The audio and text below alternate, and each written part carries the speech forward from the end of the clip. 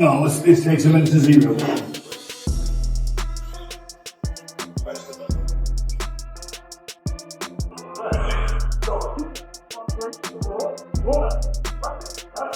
A real boxer, a real world champion boxer. That the only other time he was in for the fans to get mad with that was against Fury's Tommy Fury, but it wasn't that level, obviously, and all the size things you just rightfully pointed out. But he would have been in there with, it seemed crazy. Gervonta Tank Davis has left fans stunned with his dramatic new physique ahead of his upcoming clash with Jake Paul. Known for his explosive power and compact build, Davis appears to have taken his conditioning to an entirely new level, packing on muscle that's got the boxing world talking. Recent training footage reveals a noticeably bulked up and more imposing version of Tank, sparking speculation that he's preparing to match Paul's size and physical strength head-on.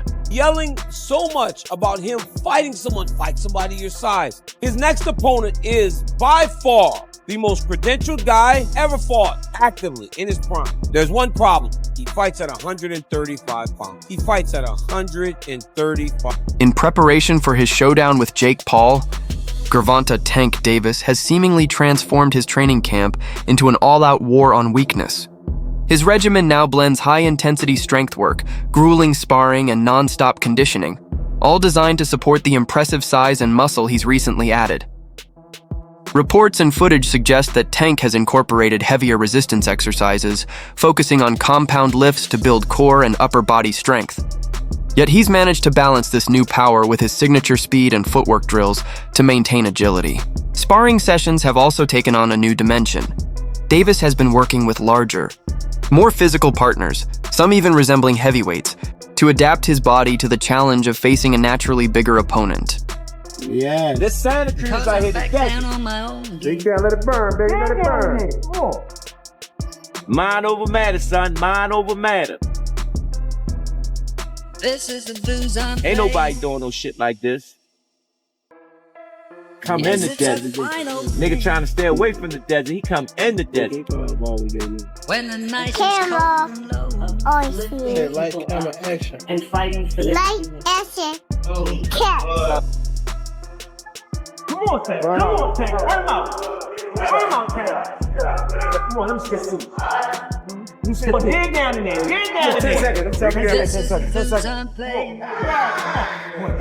Don't think about it. Don't think about it. This is the final thing. Remember that gun on it? They got that gun on that tank. They go, time.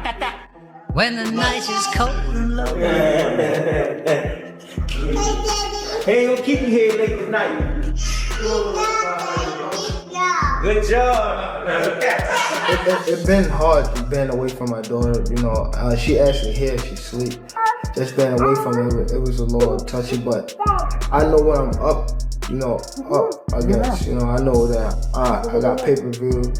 I know I'm fighting a tough opponent, so really I know how to lock in. I know how to shy away from everything. I know how to, I know how to fool around.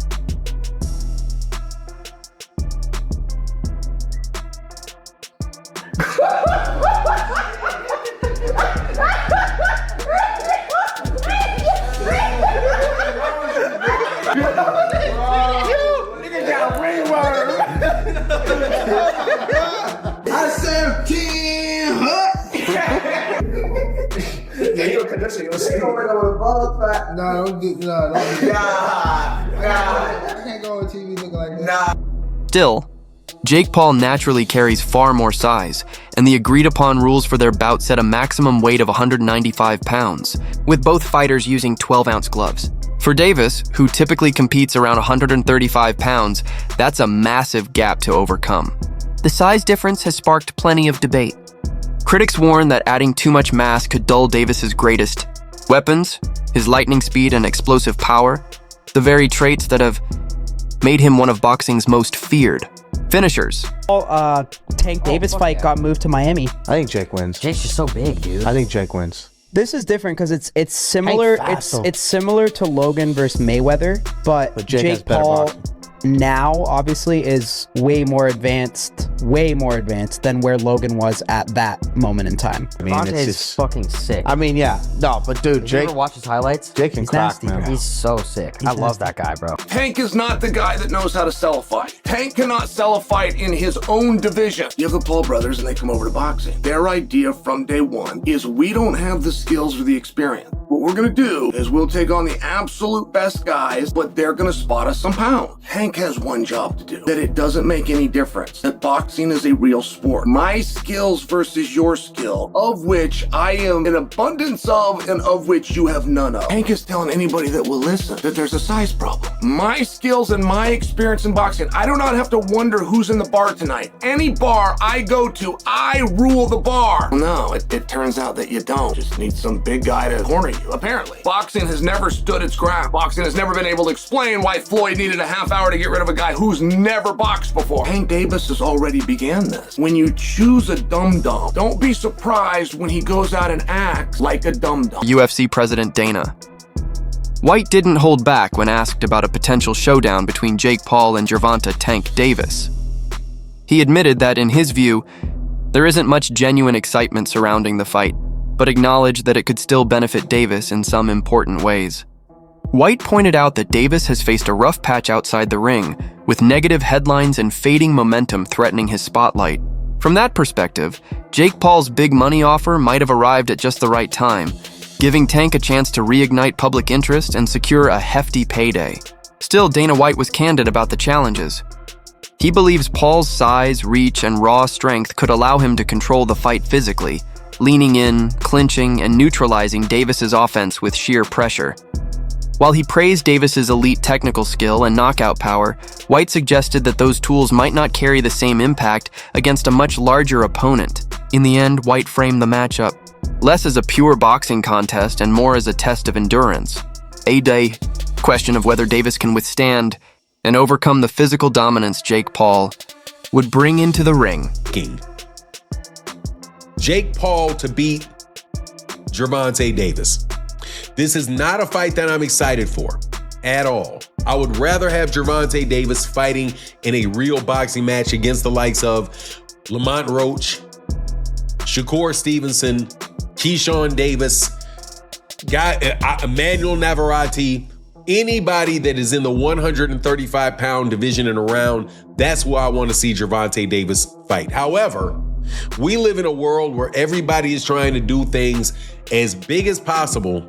And the biggest fights possible right now, unfortunately for the sport of boxing, is an exhibition fight between Jake Paul and Gervonta Davis. So I do like it for this reason, though. I like it because it is allowing Gervonta Davis to have a fight that is going to be big and that the mainstream media is going to have to cover, the mainstream media outside the world of boxing. Gervonta Davis has been, without a doubt, blocked, having venues blocked, having fighters, having other promoters paying fighters away to go different directions from Gervonta Davis. So Gervonta Davis was in a bit of a hole, and he gets an opportunity to fight Jake Paul for $200 million or whatever. I don't mind it at all. As long as Gervonta Davis comes back to the world of boxing after he gets done with this, hey man, you got your money, no worries. But you gotta love Dana White having the audacity to pick Jake Paul in this fight and says something to the effect that, hey, he was talking to Logan Paul and said, hey, when you were fighting Floyd, you know, there was this, you're a gigantic guy, big size difference. There was a time when Floyd Mayweather Jr. had an overhand right that landed flush on Logan Paul. Bare-knuckle fighter and former UFC star Mike Perry didn't hold back when weighing in on the rumored matchup between Gervonta Tank Davis and Jake Paul. Perry criticized Davis for what he called a cash grab, suggesting that Tank is chasing a payday instead of pursuing real boxing challenges. He questioned whether Davis still possesses the same hunger and drive that once made him a world champion, arguing that choosing to fight a YouTuber-turned-boxer points more toward fame and money than legacy.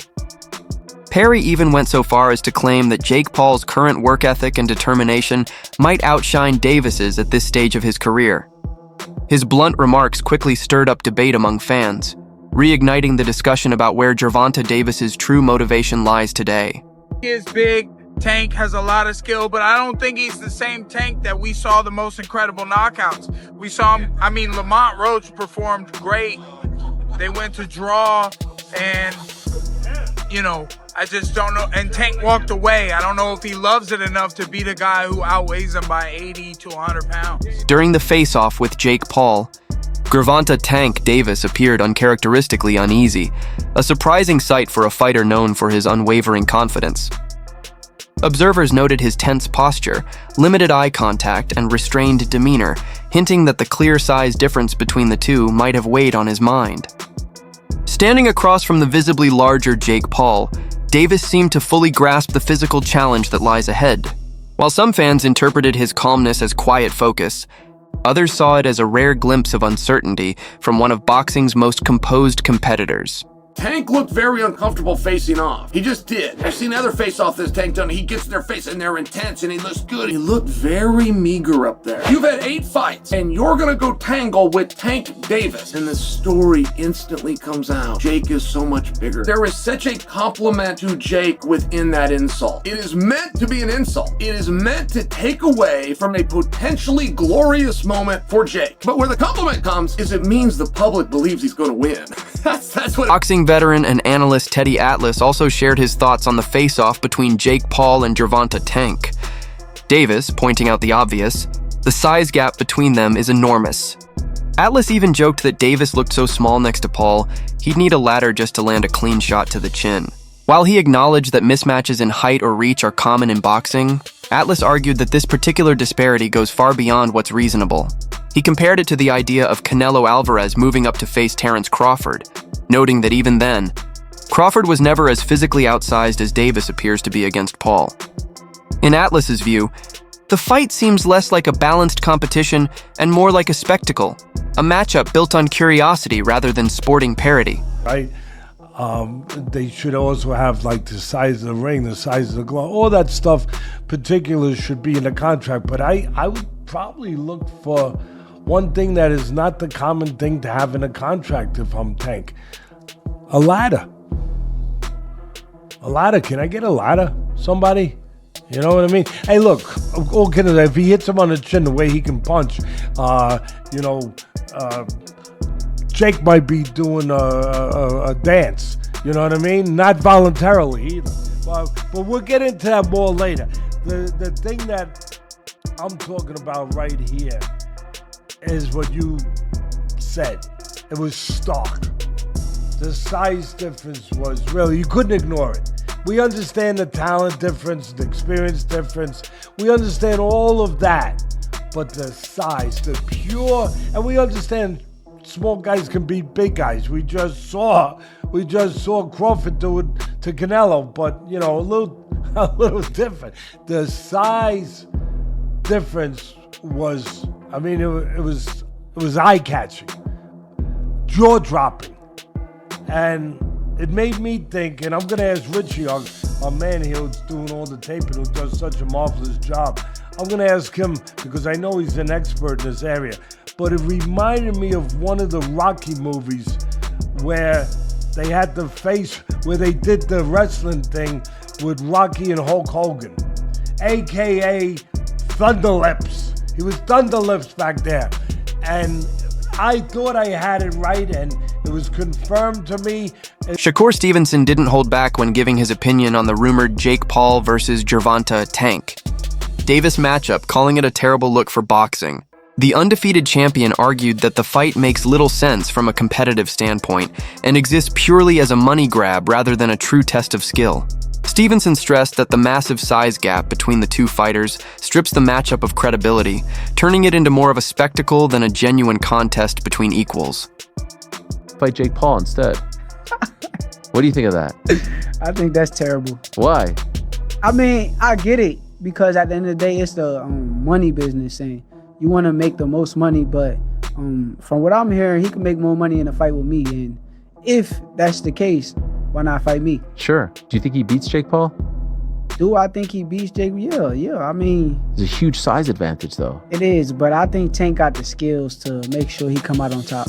Do you think that Jake has gone better? Yeah, I think actually Jake got tremendously better from the time frame that he started till now. And in the right situation, I also could see him become a world champion. Really? Yeah. Jake Paul versus Tank Davis is actually happening. What the is going on? I guess Tank is going broke because that's the only justifiable reason you ruin your legacy against a guy like Jake Paul. And yes, I do think Jake Paul is going to win. Tank Davis is a much better boxer and has crazy power, but he's 5'5", 130. That power is not going to carry over against someone who is 6'1", 210. And it's not like Jake is bad. Yes, his fights are boring. He says he's going to step in the ring and sleep his opponents, but the only people who end up sleeping are the audience. Mike Tyson fight, but at the end of the day, he's a big guy with power who's training boxing full time, and he has beaten some legitimate competition. Woodley, Nate Diaz, Anderson Silva, Mike Perry had a competitive fight with Tommy Fury, but it's crazy how particular Jake has to be when selecting his opponents. They have to have enough clout to be interesting, enough skill to be taken seriously as a threat, but at the same time have clear weaknesses and disadvantages that Jake and his team can exploit to win. Now that he's fighting an elite boxer, he has to fight someone 7 weight classes down. I mean, Tank could win if he makes Jake do a very aggressive weight cut, but I just don't see that happening. I got Jake by 3rd round TKO. He should put me on the co-main event and allow me to fight Francis Ngannou. That would be an easy 1st round knockout. 65 pounds heavier than you. That is called one thing. That's called being a bully. It was bad enough when he fought Mike Tyson, a man that was 58 years old, and he was walking around like, I just beat the baddest man on the planet. I just destroyed Mike Tyson and went out there and I beat him, and him and his brother are all celebrating and shit like that. It's like, dude, what are you doing? What don't you understand about this? If you want respect from your peers, if you want everyone on the planet to look at you and take you seriously and give you credit as a boxer, you have to take on challenges that are real. You have to go up against someone that keeps you up at night, against someone that gets you out of bed in the morning to go for a run because the fear of them beating you down is real. Not going up against someone that is so small. If you were to go up to this guy in a bar and try and start a fight with them, people would look at you and say one word, whoa, stop being such a bully, leave him alone. You are way bigger than this guy. And that's clearly what we have here. It is ridiculous. When you look at the tail of the tape, Gervonta Tank Davis, granted, a very, very skilled boxer, a world champion. He's had some great wins. He's had a tremendous career. He's got 28 knockouts on his record. I'm just looking at the tail of the tape here. 30 years old, Jake Paul, 28. Gervonta Davis is 5'5" tall, whereas Jake Paul is 6'1". I would never dream on picking on a guy that is 5'5" tall. Granted, there's some tough guys out there that are 5'5", okay? They're smaller guys, but for 5'5", they'll pack a good punch. Typically, they're mixed martial artists or boxers.